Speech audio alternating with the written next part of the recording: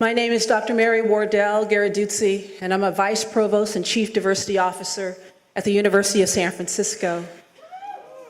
I also teach in the School of Education, where right now the course I'm teaching is Race and Diversity in Higher Education.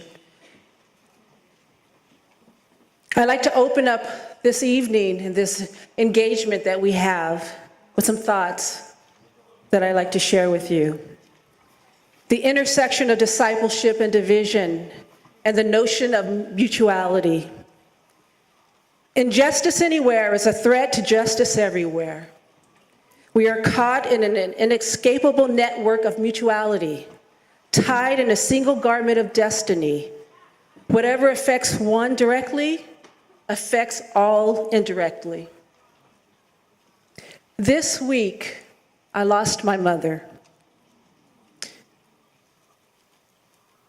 She was a beautiful woman, a Black girl, a young woman who was born and grew up in the segregated South in rural central Arkansas. She and my father, who was from Eastern Texas, Texarkana specifically, both of whom have lived through and seen the effect of Jim Crow policy that legally excluded African Americans from fully participating in the life and the prosperity of the United States, were anxious to leave that state form of terrorism behind. You see, they both sought a better life for themselves and eventually their future children. Their siblings also left, and most of them went north. But my parents came out west to California. That movement, an exodus of 6 million people who left the southern states over the course of 5 to 6 decades, was called the Great Migration.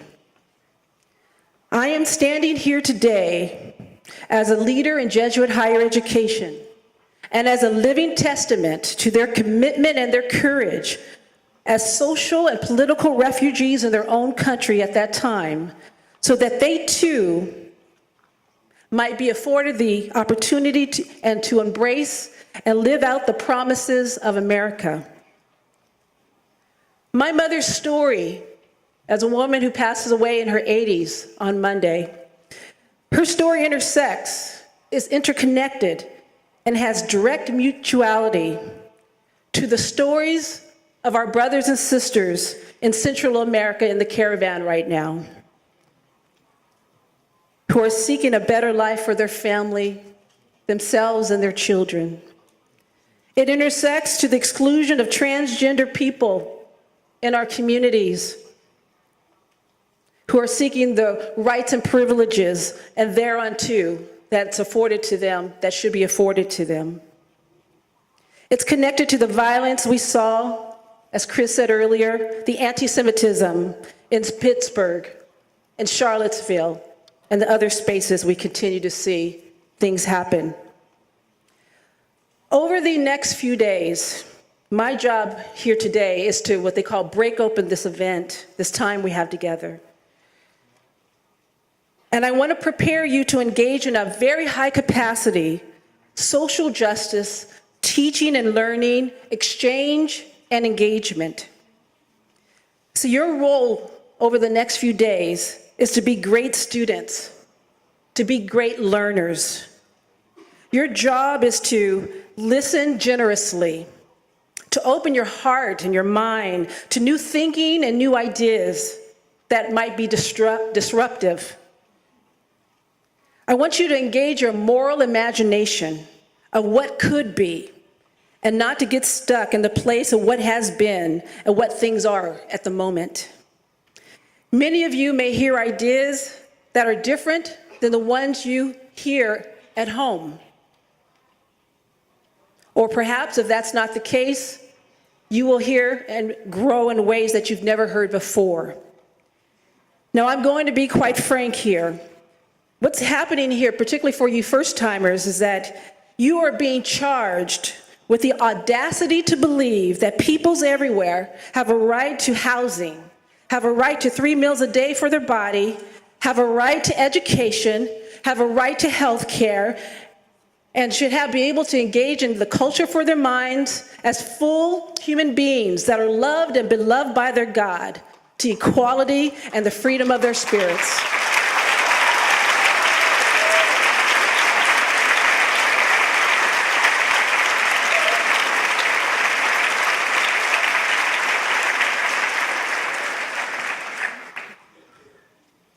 Although I will be returning home early, I won't be able to be with you for the whole weekend. As we prepare, my sisters, my mother's siblings are traveling from all over the country, the ones that can, cousins, for her formal burial and homegoing later on next week. But I stand here today to honor my mother's life, her spirit, and her freedom, all of which are very much alive in me and the work that is happening at this place and at this time.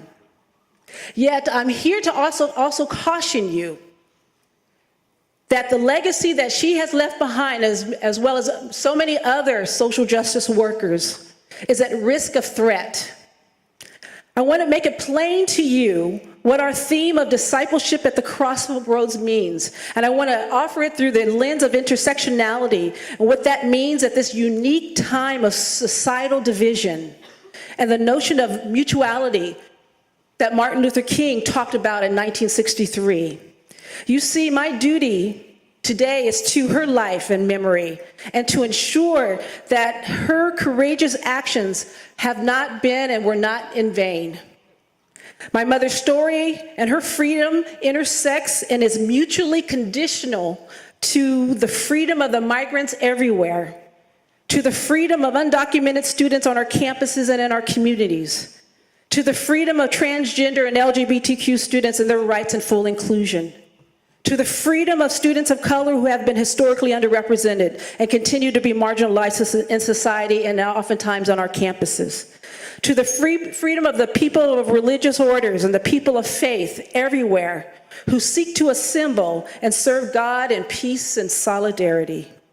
I am here today because there is no other place for me to be than to be here with you to proclaim the witness of her life.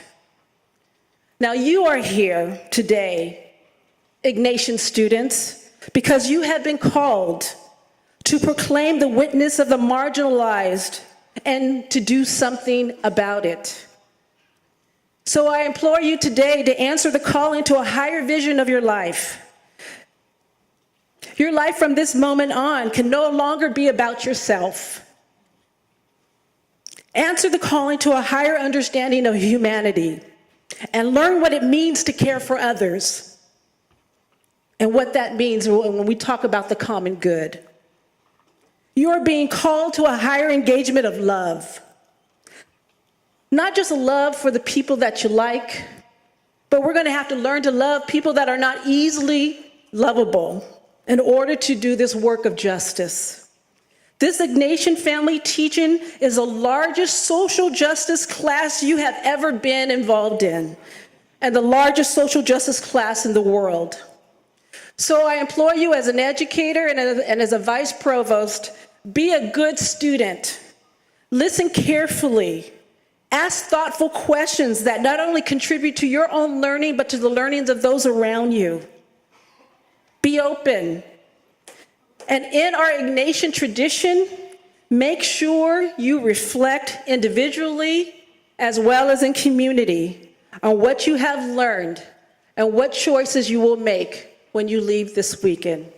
God bless you.